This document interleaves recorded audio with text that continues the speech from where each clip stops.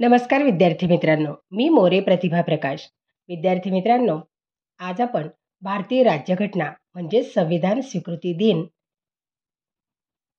साजरा करणार आहोत आणि या दिनाची आज आपण माहिती पाहणार आहोत.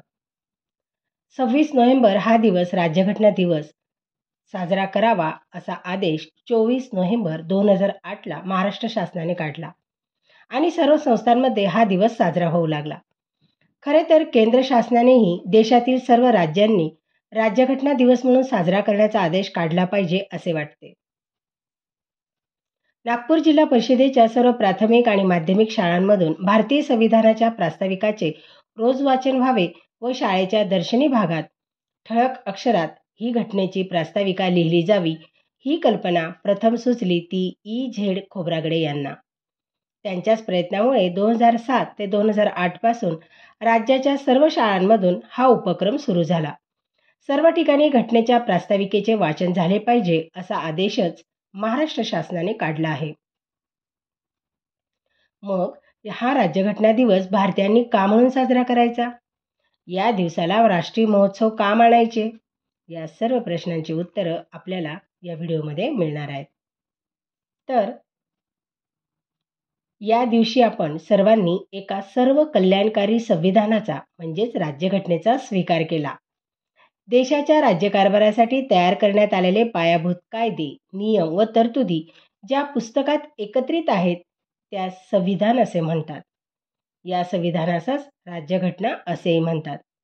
संविधानामुळे शासनाचे अधिकार व त्यावरील मर्यादा स्पष्ट होतात. जनतेचे स्वातंत्र्य सुरक्षित राहते. जनतेचा राज्यकारभारातील सहभाग वाढतो आणि म्हणूनच संविधानानुसार राज्यकारभार केल्यास लोकशाही बळकट होते. डॉक्टर आंबेडकरांनी अहोरात्र मेहनत घेऊन संविधानाचा मसुदा तयार केला. या त्यांच्या योगदानामुळे डॉक्टर आंबेडकरांना भारतीय संविधानाचे शिल्पकार म्हणतात. तर डॉक्टर राजेंद्र प्रसाद हे संविधानात सभेचे अध्यक्ष होते. संविधानाच्या प्रस्तावनेला प्रास्ताविका किंवा उद्देशपत्रिका म्हणतात. संविधानाच्या प्रास्ताविकेतून संविधानाची मूल्ये व उद्दिष्टे स्पष्ट होतात. म्हणूनच या संविधानाचा अर्थ समजण्यासाठी काही पाठ्यपुस्तकांच्या सुरुवातीसच संविधानाची प्रास्ताविका आवर्जून दिलेली असते. लोकशाही, बंधुता, समानता, स्वातंत्र्य, न्याय, धर्मनिरपेक्षता, समाजवाद ही संविधानाची उद्दिष्टे आहेत. शिवाय भारतीय संविधानाने आपल्याला काही मूलभूत हक्क दिले आहेत. समानतेचा हक्क, स्वातंत्र्याच्या हक्कामधील भाषण स्वातंत्र्य, सभा स्वातंत्र्य, संघटना स्वातंत्र्य, संचार स्वातंत्र्य, वास्तव्य स्वातंत्र्य, व्यवसाय स्वातंत्र्य ही स्वातंत्र्ये आणि शोषणाविरुद्धचा हक्क उपभोगताना नागरिकांची काही कर्तव्ये असतातच. ती पार पाडण्यासाठी व नागरिकांना देशाविषयीच्या त्यांच्या जबाबदाऱ्यांची आठवण करून देण्यासाठी मूलभूत कर्तव्यांचाही समावेश भारतीय संविधानात करण्यात आला आहे. संविधानाचे पालन करणे, राष्ट्रगीत व राष्ट्रध्वजाचा मान ठेवणे, पर्यावरणाचे रक्षण करणे, नद्या, सरोवरे, तलाव नीट ठेवणे, हवा, पाणी, जमीन, ध्वनी प्रदूषण टाळणे, देश रक्षण करणे, वृक्षतोड, प्लास्टिक वापर टाळणे अशा कितीतरी आपली कर्तव्ये आहेत. पण आपण हक्क स्वातंत्र्य उपभोगतो व कर्तव्याकडे दुर्लक्ष करतो. हे बरे नाही. कारण संविधानाची प्रास्ताविका ही मानवाधिकाराची तेजस्वी सनद आहे. तिचे पावित्र्य आपण राखलेच पाहिजे, हो ना? विद्यार्थी मित्रांनो, आपल्या या भारताच्या संविधानाची उद्देशिका आहे ती मी एकदा वाचते, तुम्ही सर्वांनी ती नीट ऐकायची आहे.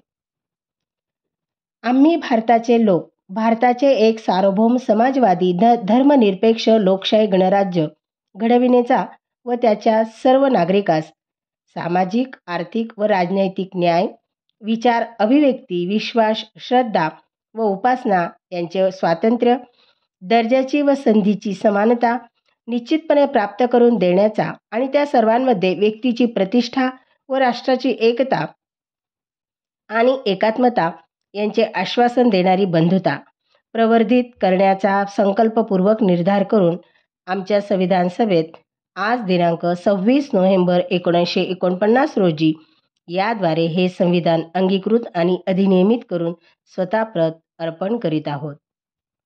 धन्यवाद विद्यार्थी मित्रांनो.